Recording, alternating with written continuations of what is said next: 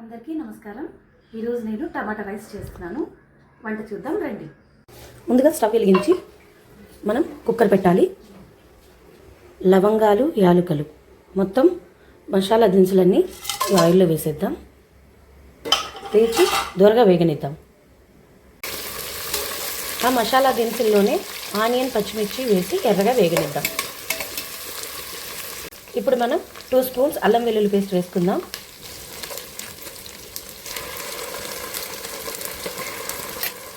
అల్లం వెల్లుల్లి పేస్ట్ కూడా పచ్చివాసన పోయేదాకా వేపుకోవాలి.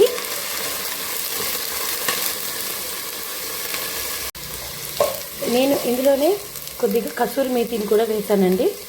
నాకు టమాటా రైస్లో కసూరి మేతి వేయటం చాలా ఇష్టం. ఫ్లేవర్ చాలా బాగుంటుంది. ఇది కొద్దిగా వేగిపోయిందండి. ఇప్పుడు మనం ఇందులోకి టమాటాస్ యాడ్ చేసేసుకుందాం.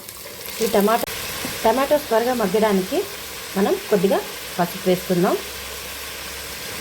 అలాగే సరిపడ్డ సాల్ట్. ఇప్పుడు టమాటా కూడా చక్కగా మగ్గిపోయిందండి.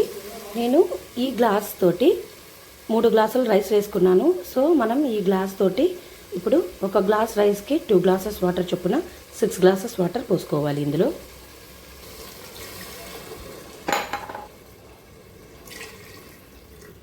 ఇప్పుడు వాటర్ తెల్లుతోందండి. ఇందులోకి మనం నానబెట్టుకున్న బియ్యాన్ని వేసేద్దాం.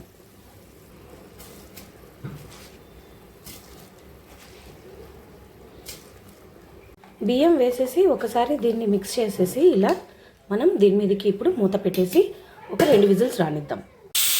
ఇలా 2 విజిల్స్ రానించాక స్టవ్ కట్టేసుకుందాం.